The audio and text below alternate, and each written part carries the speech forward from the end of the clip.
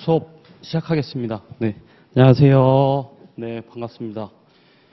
오늘 드디어 이제 이순환 객관식. 네, 정말 중요한 시기가 이제 왔습니다. 드디어.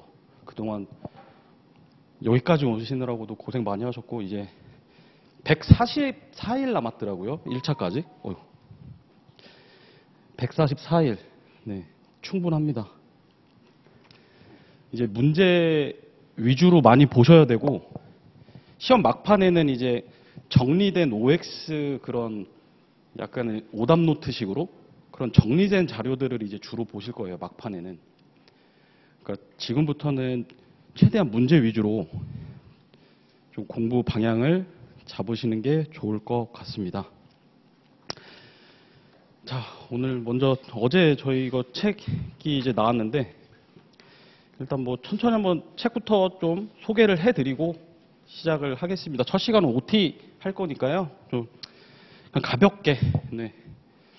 좀 계속 긴장하셨으니까 좀 가볍게 머리 식힐 겸 첫 시간은 좀 진도를 좀 소개하는 쪽으로 그렇게 하겠습니다.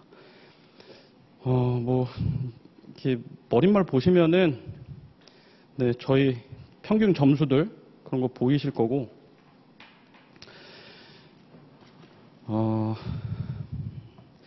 일단 저는 크게 민사집행법을 나누는 게 이 총론 그리고 부동산 강제집행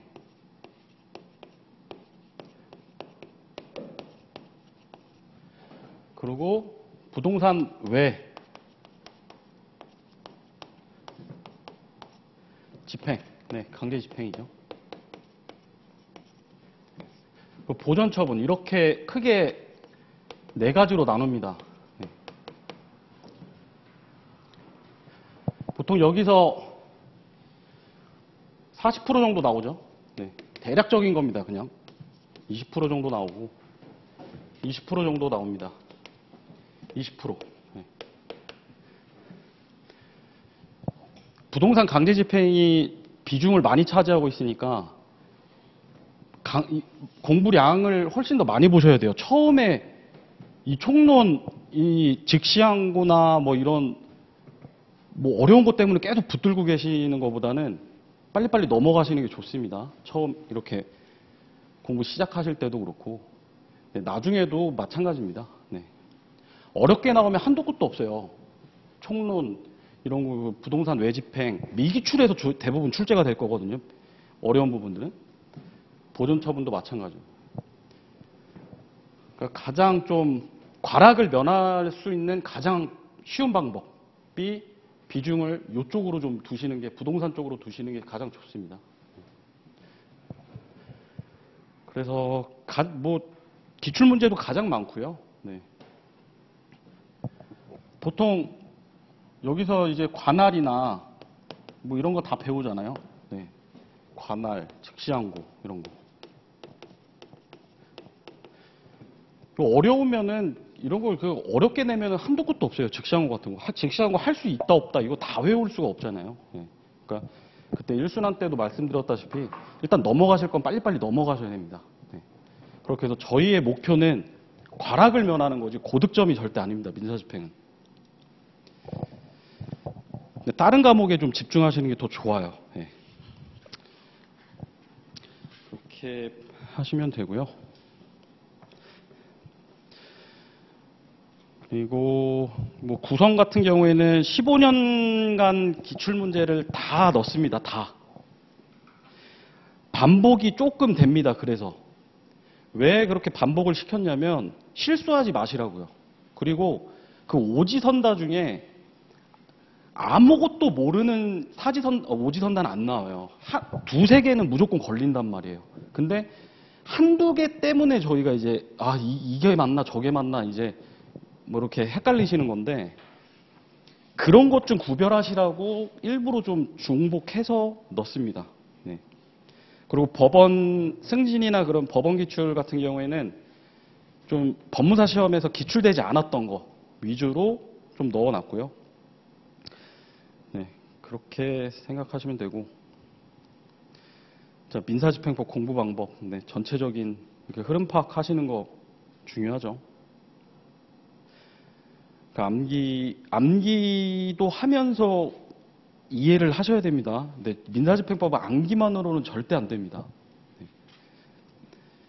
이게 다 비슷한 내용들이 많기 때문에 좀 해석을 하실 줄 알아야 문제가 좀 쉽게 풀린다는 거 좀 알고 계시고요. 네, 넘어가시면은 자, 조문. 네, 조문 하셔야 됩니다. 조문. 네. 조문 중요합니다. 네. 판례만 보시고 가면은 지문에서 조문이 나오면 이건 뭐야 이 얘기가 이렇거든요. 그래서 제가 일순한 때 말씀드렸잖아요. 조문을 외우시는 게 아니라 이 지문은 조문이구나. 그 느낌만 아시면 돼요. 네. 그리고 지문에서 틀리게 내는 게 따로 있잖아요. 이게 뭐 집행법원을 집행관으로 바꾼다거나, 예. 뭐 기한 같은 거 바꿔놓거나, 뭐 뻔하거든요. 조문에서 틀리게 할 거는. 그게 아니면 대부분 맞는 지문으로 나오니까 좀 그런 조문이라는 느낌을 최대한 좀 알고 계시는 게 좋습니다. 네. 그리고 저희 법률 용어 개념 정리를 하고 넘어가셔야 됩니다. 네. 저도 약간 애매하게 아는 것들은요, 검색합니다. 조금이라도 애매한 거 있으면. 네. 근데 검색해서 보면은 이해가 돼요. 아, 이 내용이었지 하고. 그러니까 좀 용어 같은 거 모르면은 네이버나 뭐 이런데 법률 그런 거 되게 잘 나와 있어요. 용어 사전 같은 게. 그러니까 그런 것 좀 머리 식힐 겸 해서 좀 찾아보시고, 네. 그렇게 보시면 되고요. 또 이제 민사집행법 점수는 진짜 마지막에 오릅니다. 네. 처음부터 민사집행법 잘하는 분은 없겠죠? 네, 그럼 나머지 과목 다 잘하겠죠. 이건 종합적인 문제잖아요. 민사집행법이. 부등법도 나오고 민법에 부등법에 뭐 다 이제 종합적으로 나오니까 마지막에 오르실 거니까 너무 조급하게 생각하지 마시고, 네. 좀 기본을 탄탄히 해놓으시면은 그 1차 붙으셨던 분들은 계속 붙거든요. 네.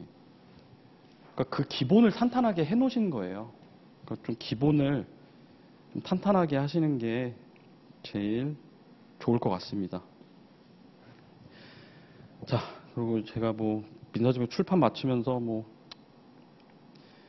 네, 이거 한 3-4달 걸렸습니다. 이것도. 네. 최대한 논리적으로 설명해 드리려고 노력을 했어요.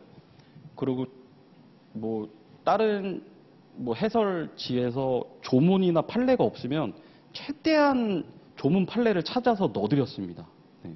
그러니까 좀 그런 작업을 좀 열심히 했으니까 좀 도움을 받으셨으면 좋겠고요.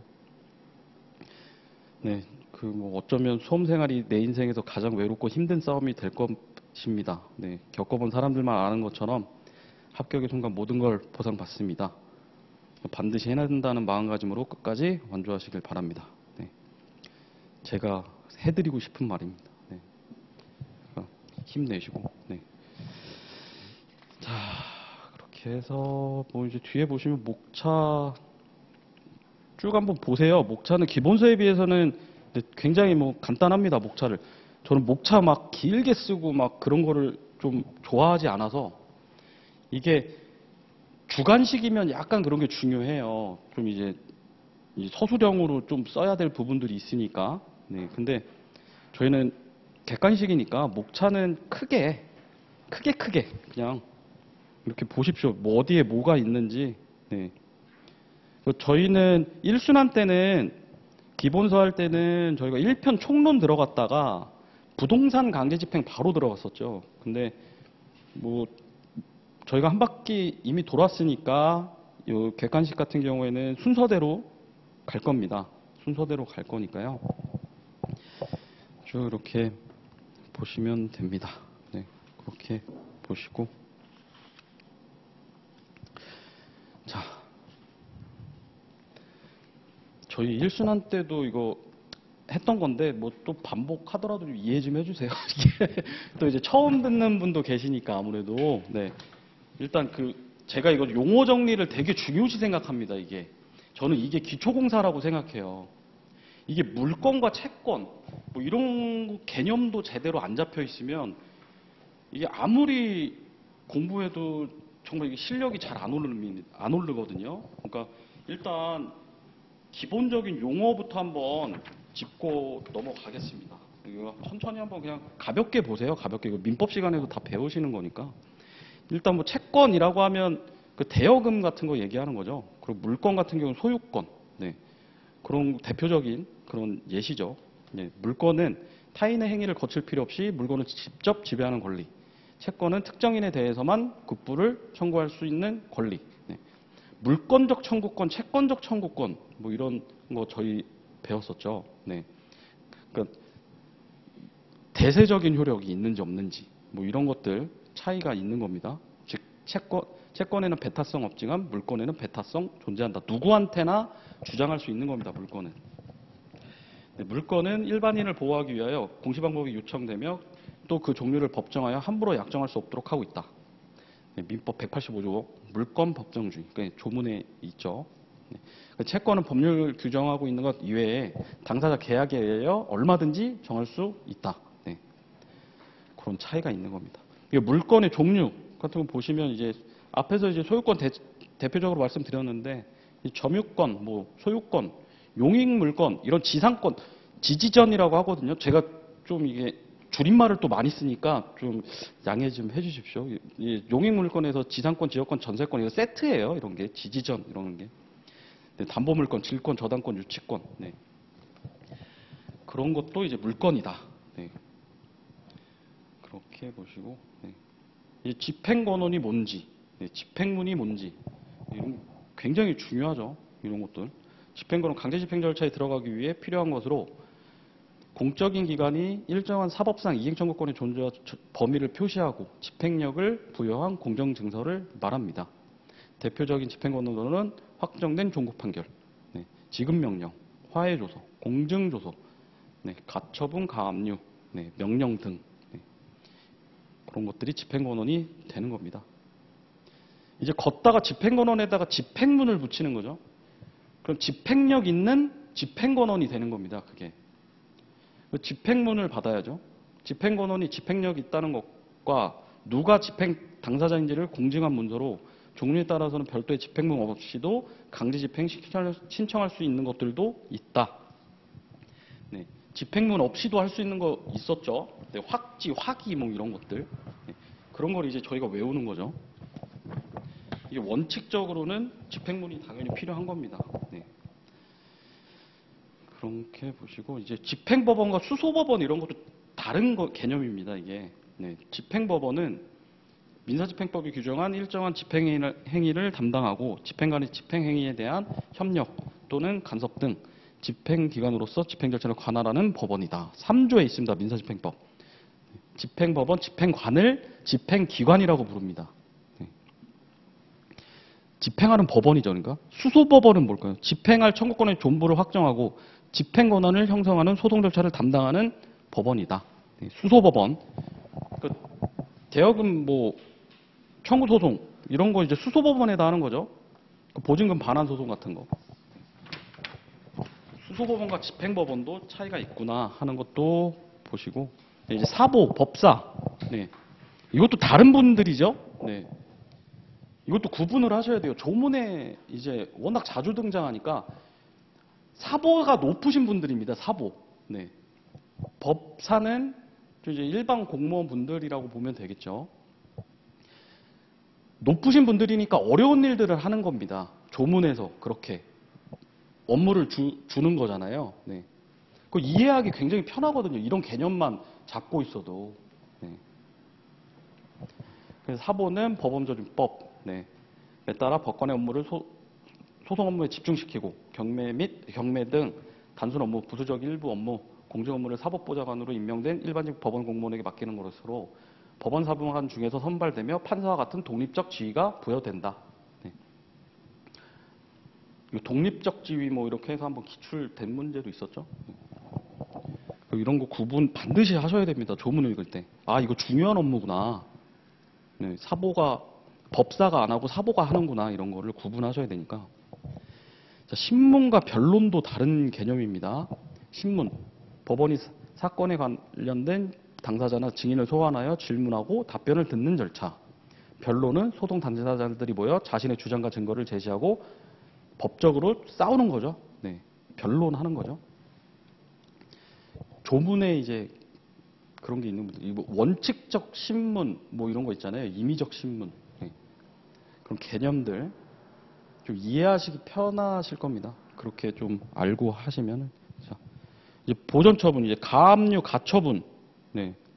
그러니까 단순히 가압류 가처분만 그냥 뭉뚱그려서 생각하실 게 아니고, 자, 가압류는 금전이죠. 금전 채권, 금전으로 환산할 수 있는 채권, 매매대금, 대여금, 어음금, 수표금, 양수금, 공사대금, 임금, 손해배상 청구권 등 집행을 보전할 목적으로 미리 채무자의 재산을 동결시켜 채무자가 처분할 수 없게 하는 일시적인 명령이다.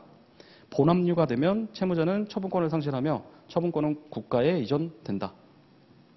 금전이죠. 금전 채권, 가압류. 자, 가처분. 금전 채권이 아닌 청구권에 대한 집행을 보전하거나 권리관계의 다툼에 대하여 임시적인 지위를 정하기 위하여 법원이 행하는 일시적인 명령이다. 네. 대표적인 게 부동산 처분금지 가처분, 점유이전금지 가처분, 네. 대표이사 직무집행정지 가처분. 네. 저희는 이거 구분하셔야죠. 임가랑 그 다가, 다툼이 되는 가처분과 임시지위를 정하기 위한 가처분. 이게 두 가지로 딱 나누죠. 가처분도. 네. 또 이제 기본 개념입니다. 네. 집행 보전 정도는 강제 집행까지 방치하면 그 계쟁물이 처분되거나 멸실되는 등 법률적 사실적 변경이 생기는 것을 방지하고자 판결을 받기 전에 그 계쟁물의 형상 변경을 금지한다. 네. 그렇게 보시고 밑에 그 가등기. 이거 가등기는 두 가지로 나뉩니다. 하나가 아니에요. 가등기는. 가등기는 담보가등기와 소유권 이전 청구권 가등기. 네. 즉 순위보전이죠. 두 가지로 나뉜다는 거 알고 계셔야 돼요. 그래야지 집행법에서 이 순위가 어떻게 되고 뭐는 소멸되고 뭐 어떤 권리가 우선이 되는지 이런 게 이해가 되시거든요. 그러니까 담보가등기는 진짜 그거죠. 그 저당권 같은 거죠. 네. 담보가등기는 빚에 대한 담보를 위한 가등기로 근저당권과 같은 효력이 발생하여 매각으로 소멸하고 배당에 참가할 수 있다. 가담법 15조. 다만 최선순위 가등기가 담보가등기인 경우에도 집행법원이 정한 기간, 배호종 내에 채권 신고가 없으면 일단 순위보전 가등기로 보여야 하므로 말소할 수 없다. 네. 이거 판례죠? 이 부분은 기억나실지 모르겠네요.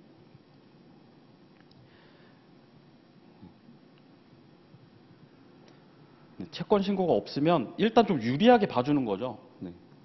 채권 신고가 없으면 일단 순위보전 가등기로 봐서 말소시키지 않는 겁니다.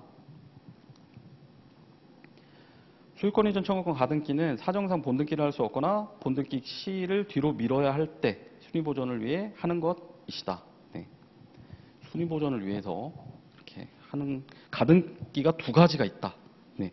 담보가등기는 근저당권과 비슷한 거다. 네. 그렇게 개념을 알고 계셔야 됩니다. 자, 양도담보. 이게 그냥 단순히 양도담보라고만 생각하시면 안 돼요. 이게 물건의 소유권을 채권자에게 이전하는 방법으로 채권을 담보하는 것이다. 네. 그 양도담보권자는 채권자, 양도담보 설정자는 채무자이고 채권자가 일단 목적물의 소유권을 갖게 되지만 채무자는 채권자에게 목적물을 다시 빌리는 형식을 이용하여 담보물을 계속 사용할 수 있다는 것이 이 제도의 특징이다. 네. 한번 뭐 글을 드렸었죠. 이거 기계 이제 보통 이제 기계 같은 거 이제 많이 하잖아요. 네. 이제 기계. 네. 이게 이제 갑 소유 갑이 가지고 있다가 이 화살표는 채권입니다. 그러니까 권리가 있는 겁니다. 을이 갑한테 이제 권리가 있는 거죠. 네. 그 요거 소유권은 이게 소유권을 얘한테 이제 넘겨주는 겁니다. 소유권. 네. 그 사용은 갑이 직접 하는 거고요. 예. 기계 같은 걸로 이제 많이 하죠. 양도담보가 뭔지 예. 대략적으로 그림으로 좀 알고 계시면 좋습니다. 그 추심명령, 전부명령. 네. 이거 잠깐 설명을 이거 네. 그림을 하도 그려가지고 이거는 제가 저희 이거 항상 이거 까먹지 않으셨죠? 이거 정말 그 중요한 그림. 네. 그래서 네. 제3채무자죠. 네. 이거 기본 저희 이거 그림은 꼭 알고 계셔야 됩니다. 채무자, 네. 채권자.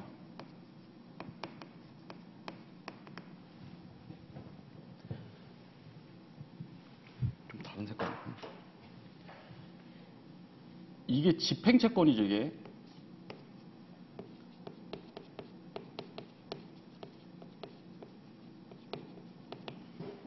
요게 피압류 채권.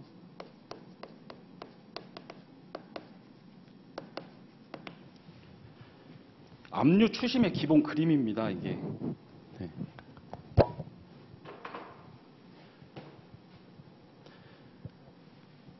보통 병은 은행이죠. 네. 은행이 많죠. 을이 병 은행에 예금해 놓은 통장. 갑이 압류 추심하는 거죠, 이렇게. 네. 압류 추심을 하는 거죠, 이런 식으로. 추심은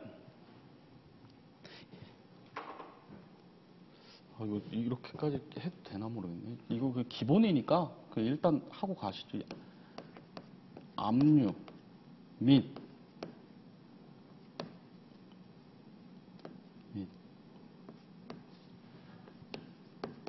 추심 전부 명령. 별개입니다, 별개. 다 별개입니다, 다. 압류 및 추심을 일반적으로 동시에 신청하는데요. 따로따로 신청할 수도 있습니다. 근데 압류가 선행돼야 돼요. 압류라는 건 일단 잡아놓는 거예요. 채무자의 지갑을 일단 잡아야 돼요. 못 도망가게. 이거를 못 숨기게. 추심은 그 안에 돈을 빼서 법원에다가 추심 신고를 하는 겁니다. 그러면 채권자들이 알아서 이제 나눠 가질 수 있게끔 공평하게. 근데 이제 경합이 있어도 상관없죠. 근데 전부는 내가 다 가져올 수 있어요, 그냥. 네, 전부 명령을 받으면. 잡아놓고 그 안에 돈을 빼서 내가 가져갈 수가 있어요. 그게 전부 명령입니다. 근데 전부는 다른 채권자들의 압류가 경합이 있으면 안 돼요. 왜냐하면 누군가 하나가 다 가져가야 되니까. 네. 그렇게 좀 기본적인 개념을 좀 잡고 이제 세부적으로 어떤 차이가 있는지 네. 그렇게 보시면 됩니다. 실무적으로도 그렇고 추심이 아무래도 좀 중요하죠. 네. 압류 추심이 90%가 거의 압류 추심입니다. 추심. 네. 전부는 거의 없다고 실무적으로는 보시면 되고요. 네. 대부분 추심으로 판례들도 대부분 이제 나올 수밖에 없겠죠. 네. 그렇게 좀 기본적인 그런 개념을 잡고 계시고 저희 민사집행은 채권자를 위해서 배우는 겁니다. 채권자를 위해서. 그리고 중간중간 그 채무자한테 구제 절차를 주는 거예요. 그러니까 저희는 항상 채권자 입장에서 어떻게 하면 이 채무자 돈 빼도올 수 있을까? 가져올 수 있을까? 그거를 이제 연구하는 거예요. 이 민사집행이라는 게. 그러니까 좀 대입을 하실 때 약간 뭐 약자 편에 드시는 또 법무사님들이 굉장히 많아요. 이게 채무자 입장에서 생각을 많이 하세요. 근데 민사집행은 채권자 입장에서 생각을 해야 돼요. 그런 법입니다. 사사로운 개인적인 그런 힘으로 하지 말고 법원의 힘을 빌리라는 거잖아요. 법원의 힘을 빌려서 좀 이제 받아가라 하는 거니까 너무 채무자 입장에서 생각하시면 안 돼요. 약간 채권자 입장을 생각하셔야 돼요, 오히려. 제가 봤을 때는 그게 좀 더 이해하시는데 편한 것 같아요. 그러기 위해서 이 법을 만들어 놓은 거니까. 네. 약간 좀 채권자 입장. 네. 근데 대신에 구제 절차에 들어가면 채무자 입장. 네. 그런 식으로 좀 이해를 하시는 게 좀 도움이 많이 되실 것 같습니다. 네. 자, 그렇게 보시고, 네. 추심명령, 이렇게 해서 기본 이렇게 용어 정리돼 있죠. 네. 추심 권능이라고 합니다. 추심 권능. 네. 이거 다른 채권자가 또 다른 채권자가 이 추심 권능 압류할 수 없죠. 네. 그런 판례 기억나시죠? 그 전부 명령. 네. 그 이제 이런 개념이고 말씀드린 게 이제 어렵게 이렇게 써놓은 겁니다. 어렵게. 자, 이제 임의경매, 강제경매는 이제 대부분 아시겠죠? 네. 임의경매 담보권을 가진 채권자가 담보권을 행사하여 별도의 집행권은 없이 곧바로 신청. 네. 집행권은 수소법원에 받을 필요 없이 바로 강제집행 들어가는 겁니다. 질권 돼 있고 저당권 돼 있고 유치권 있고 전세권 있으면 유치권은 등기할 방법이 없죠. 네. 전세권은 등기하는 거죠. 전세권 같은 경우에는. 강제경매, 집행권한을 가진 채권자가 신청할 수 있다. 네. 집행권한, 수소법원에다 대여금 뭐 이렇게 청구소송해서 집행권한 받아서 채권자가 신청할 수 있는 거죠. 자, 경매 절차 용어, 이거는 제가 그냥 대표적인 것만 일단 넣어놓은 거예요. 일단 세매각, 재매각 이런 거, 네. 구분을 다 하셔야 됩니다. 이런 거를 용어 아다르고 어다르거든요. 진짜 경매 이쪽 넘어가면 그 세매각 같은 경우는 매각을 실시하였으나 매수인이 결정되지 않아 다시 매각기일을 지정하여 실시하는 경매를 말한다. 매수인의 대금 미납으로 다시 실시하는 재매각과 구별된다. 네. 다른 겁니다. 이게. 돈 안 내서 쩐 안 냈다, 쩐이라서 재매각이었죠. 네, 지읒. 제가 이런 거 좋아한다고 말씀드렸죠. 네. 이거 저기 강의하시는 저 법무사님도 자주 쓰시더라고요. 네. 뭐 지읒 뭐 이렇게 해서라도 좀 외우셔야 됩니다. 네. 돈 안 내면 재매각. 네.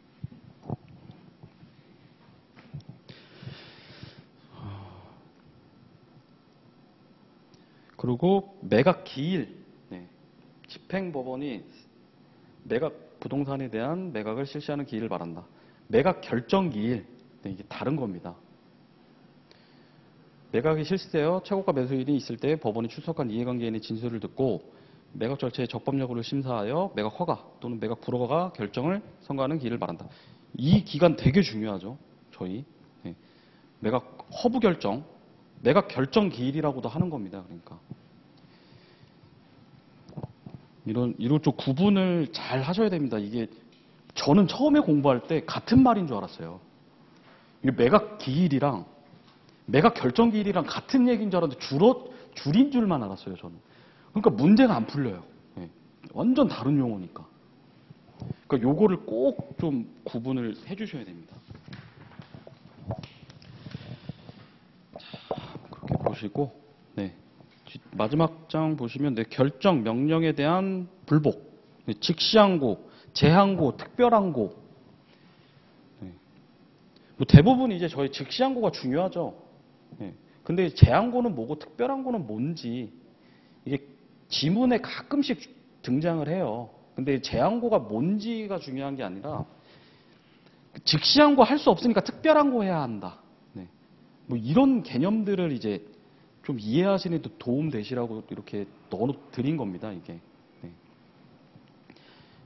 이런 좀 약간 용어적인 부분들 이게 처음 이 시간 아니면은 다시는 안 보실 거예요. 아마 이런 거. 자, 각하와 기각의 차이. 네. 이런 거 좀 개념 좀 잡아놓고 계시면은 좀 판례 읽기도 좀 수월하실 겁니다. 이 각하 같은 경우에는 형식적 요건을 갖추지 못한 경우에 내용에 대한 판단 없이 소송 종료하는 거죠. 각하. 네. 요건 구비 안 되는 거죠. 요건 당사자 같은 거. 네. 그리고 기각. 네. 민사소송법상 신청의 내용. 네. 원고 소회에 대한 청구, 상소인의 상소에 대한 불복 신청 등을 종국재판에서 이유가 없다고 판단하여 배척하는 것. 네. 이유 없. 이제 딱 읽어봤는데 원고 이유 없는데 기각. 네. 이런 식으로 하는 거죠. 자, 원본, 정본, 등본. 네. 다 다른 겁니다. 네. 근데 이거 가지고 틀리게는 안 내요. 이게 뭐 원본을 내야 되는 예전 기출문제는 좀 있었는데 요즘은 뭐 이렇게 너무 이렇게 말장난 심하게는 안 합니다. 집행법에서. 근데 뭐가 뭔지만 네. 뭐가 뭔지만 좀 이렇게 구분을 잘 해주시면 좋습니다. 네. 오늘 이게 보시고 네. 그리고 이거 저희 주요 법 개정 한번 보실까요? 주요 법 개정 2025년 주요 법 개정 이게 시행일은 근데 26년 2월 1일입니다. 맨 아래 보시면 네. 그 내년 시행이니까 저희는 그러니까 저희 올해 시험은 적용이 안 되겠죠. 근데 혹시 몰라서 넣어놨어요. 알고는 계시라고. 이게 그 최저생계비 그 통장 그것 때문에 이거 넣어놓은 거거든요. 조문 이제 개정이 된 건데 그 굵은 글씨로 된 게 이번에 추가가 된 겁니다. 민사집행법 246조 압류금지 채권 해서 8호, 9호 이렇게 추가가 됐죠. 원래 9호는 있던 건데 그 제8호에 따른 예금 외에 뭐 그것 때문에 이제 들어간 거고 1월간 생계 유지 그거 185만 원이죠. 대통령령. 네. 그러니까 요런 게 이제 추가가 됐다는 거는 좀 알고 계세요. 네, 혹시 모르니까요. 네. 그렇게 보시고 네. 뒤에 뒷장 보시면 246조의 2 요게 이제 새로 생긴 조문입니다. 요게. 근데 시행은 마찬가지로 26년 2월 1일이에요. 네. 본조 신설은 그러니까 25년 1월 31일 날 됐잖아요.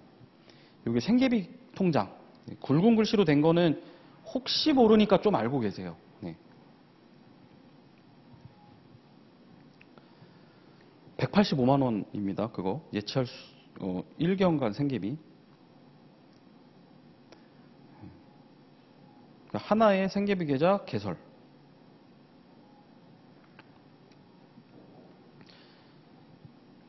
이 정도는 좀 알고 계시면 도움이 되실 겁니다.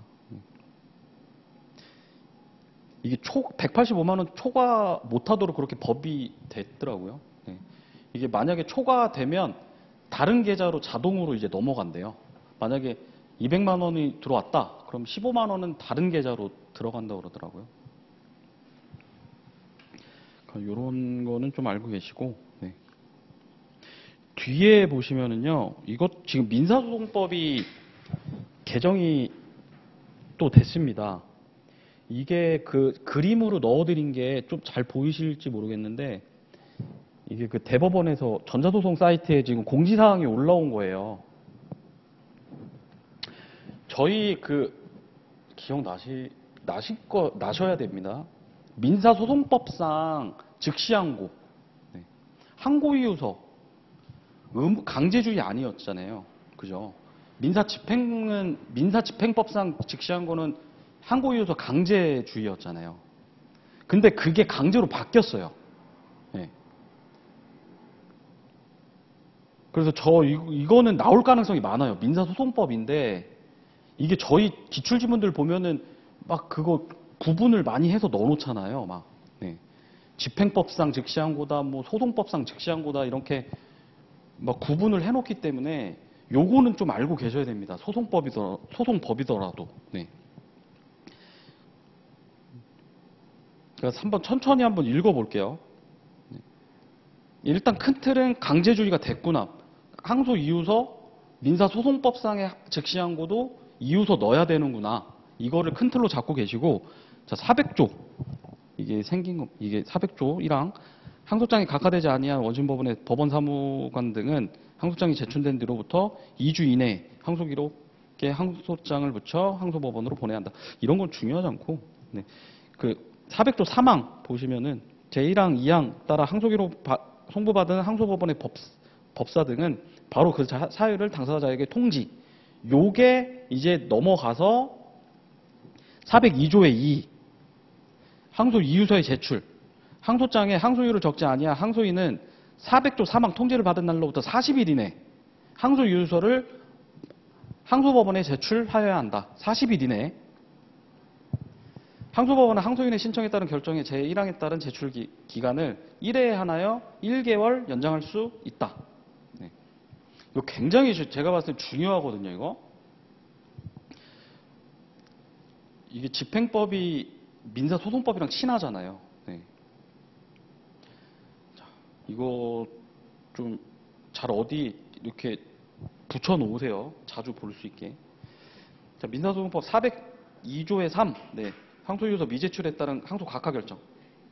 항소인이 402조의 2 제1항에 따른 제출 기간 내에 항소이유서를 제출하지 않을 때 항소법원은 항소 각하.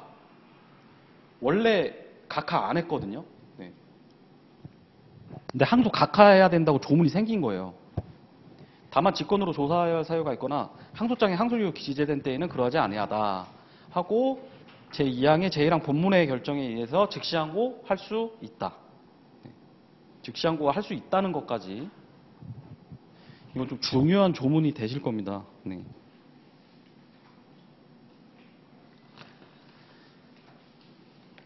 예상 문제입니다.